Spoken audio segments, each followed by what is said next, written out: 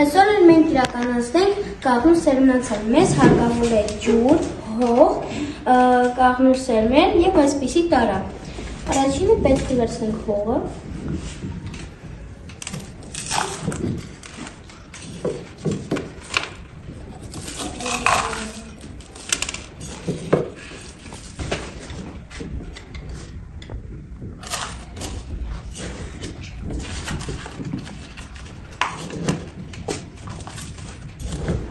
Իսկ հիմա հողի վրա կդնենք կաղնու սերմերը։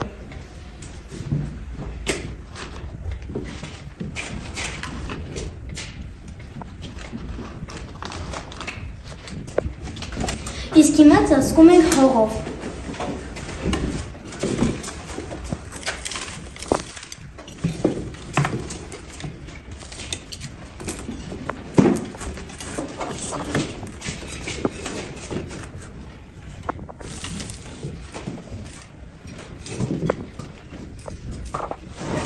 Հիմա ցողում ենք ջրով։